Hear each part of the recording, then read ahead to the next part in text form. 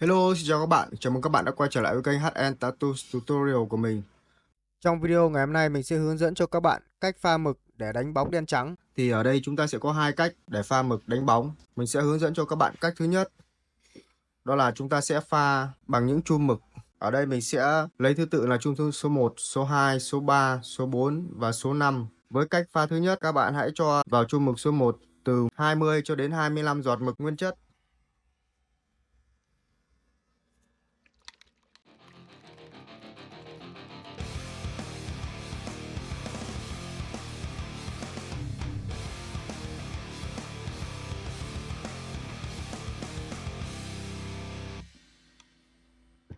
Và sau đó cho đầy với dung dịch nước pha.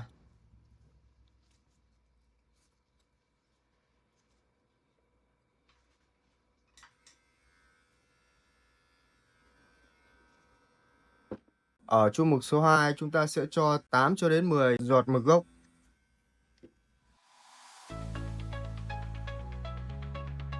Và cũng đổ phun chum mực với dung dịch nước pha.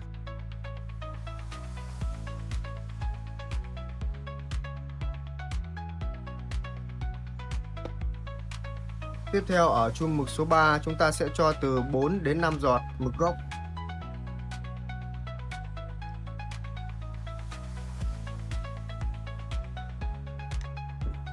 Và phun nước pha.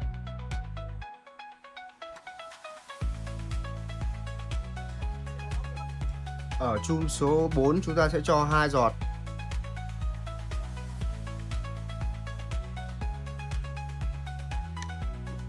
Và ở chum số 5 chúng ta sẽ cho 1 giọt. Với cái cách pha mực như thế này thì các bạn có thể đánh từ hình xăm Nhật cổ hay là hình xăm châu Á hay là hình xăm châu Âu đều được.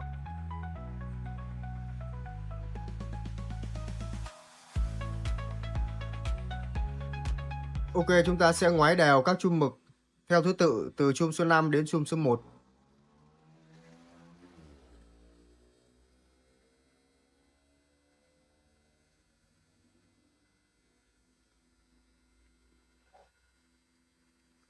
Nếu các bạn ngoáy mực từ chum số 1 tới chum số 5 mà trong khi đó không lau sạch đầu ngoáy mực thì nó sẽ ảnh hưởng đến các tông mực trong các hũ khác nhau.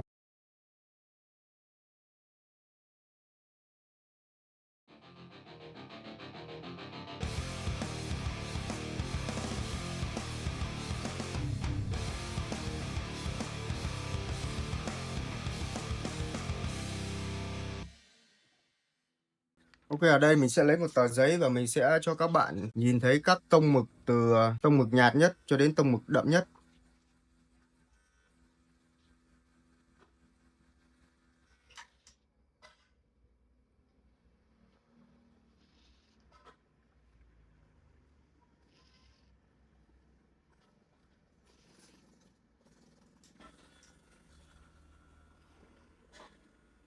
Nhìn bằng mắt thường thì chúng ta cũng có thể phân biệt được rằng từ chum mực số 1 đến chum mực số 5 nó đã có sự chuyển tông từ đậm sang nhạt.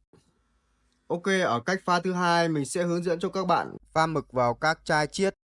Việc pha mực vào các chai chiết sẽ giúp cho chúng ta thực hiện được nhiều tác phẩm hơn. là pha mực bằng chum mực. Các bạn có thể sử dụng được nhiều tác phẩm khác nhau, nhiều lần hơn. Ok, ở đây mình có 5 chai chiết khác nhau thì mình cũng sẽ gọi đây là chai số 1 là tông đậm nhất và chai số 5 sẽ là tông nhạt nhất. Thì đối với chai số 1 các bạn hãy đổ cho mình từ 70 đến 80% mực gốc.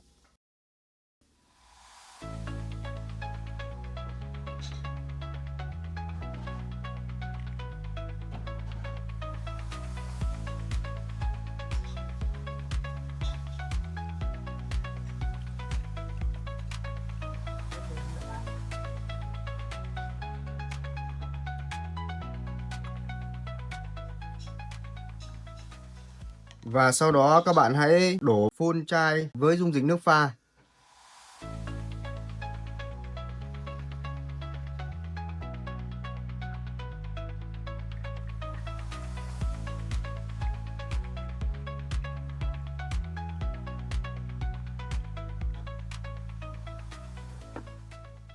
Và sau đó các bạn hãy lắc đều.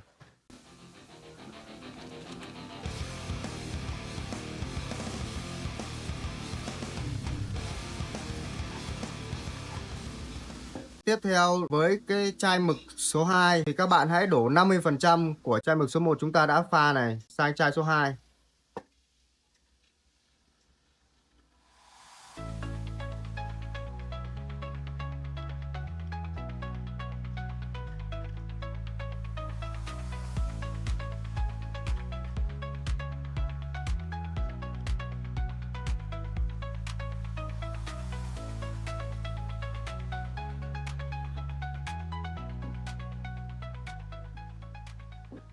Và sau đó các bạn hãy đổ full với chai mực số 2 với dung dịch nước pha.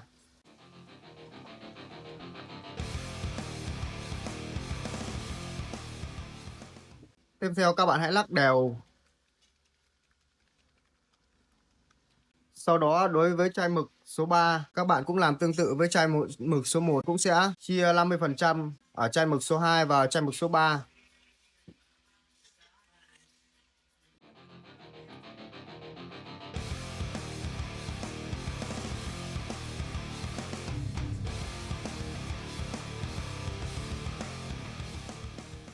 Cho đầy dung dịch nước pha vào chai mực số 3.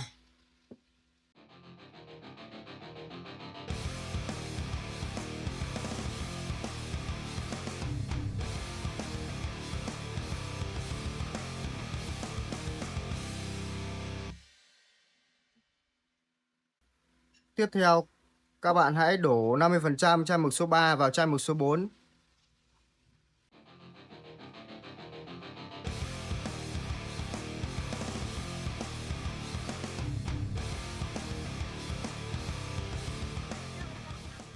Và đổ full dung dịch nước pha vào chai mực số 4. Lắc đều. Và cuối cùng với chai mực số 5 cũng tương tự như vậy. Chúng ta sẽ cho 50% của chai mực số 4 vào chai mực số 5 và đổ full dung dịch nước pha.